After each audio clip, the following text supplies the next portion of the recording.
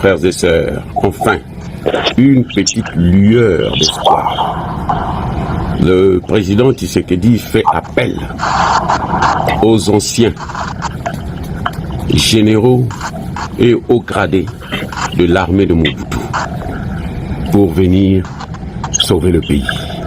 Ça, c'est une très bonne initiative. Très, très bonne initiative. Pourquoi je dis ça? C'est vrai que beaucoup sont fatigués, parce qu'ils ont pris de l'âge et tout, ils sont à la retraite même, et ils étaient en exil, ainsi de suite. Mais, ceux qui ont répondu à l'appel feront l'affaire. Et c'est ce que nous voulons, c'est le nettoyage interne d'abord. Alors, ce qui s'est passé, c'est quoi? C'est que quand Kabila rentre avec l'armée rwandaise pour déstabiliser Mobutu, ok? Mobutu chute.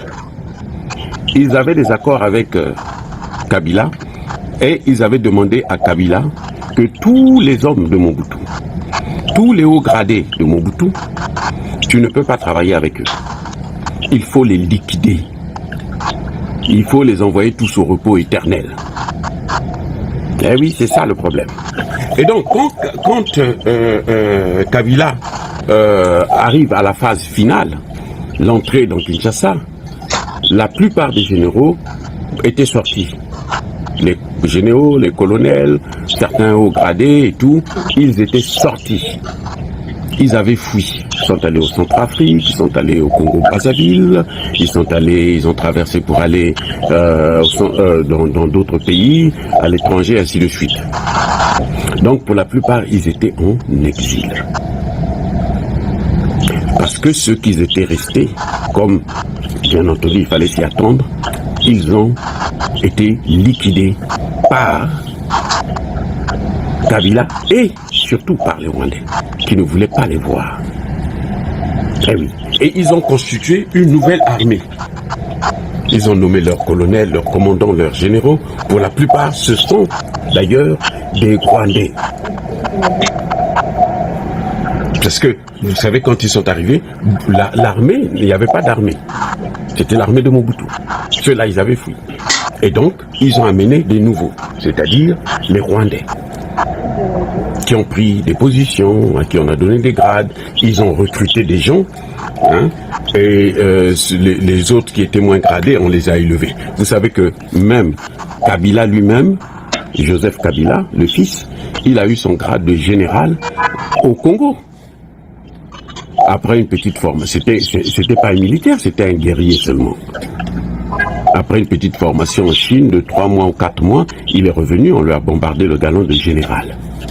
Voilà comment ça s'est passé exactement, les amis. C'était un rebelle, c'était un terreau, et puis bon, comme les Occidentaux savent bien le faire, on a blanchi.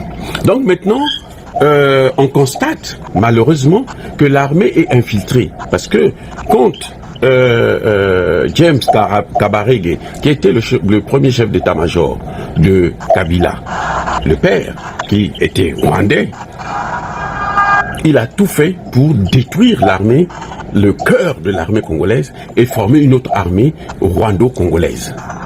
Et c'est celle-là qui est là jusqu'aujourd'hui.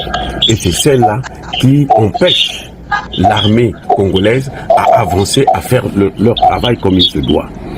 Les petites avancées, ce sont les 13 000 que Tshisekedi a formés.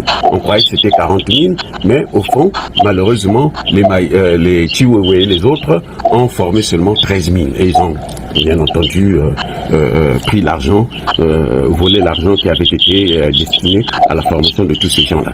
Alors, qu'est-ce qui se passe maintenant? Cette armée n'est pas opérationnelle.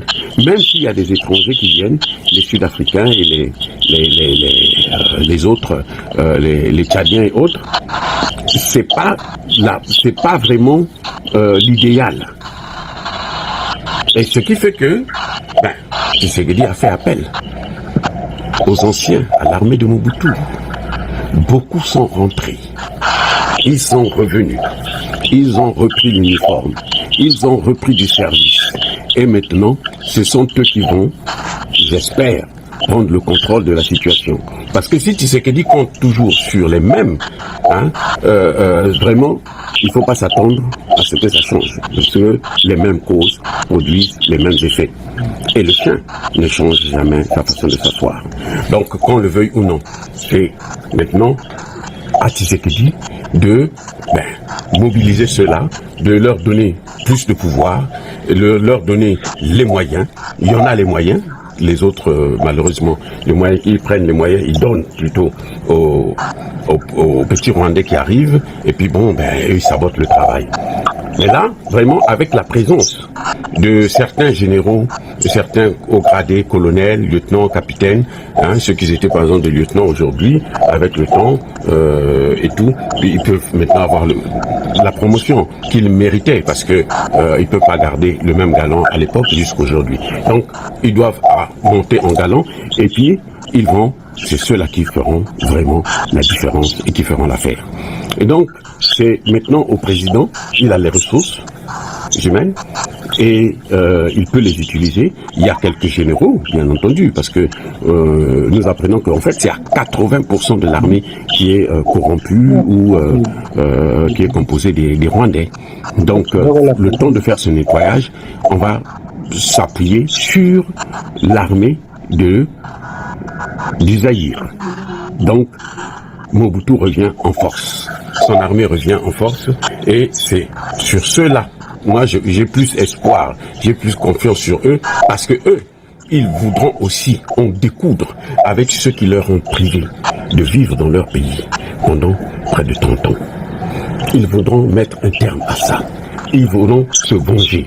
Et là, ce sera, comme on dit chez nous, couteau couteau. Soyez bénis, abondamment bénis par le Dieu des Kémites et par nos ancêtres en Jésus.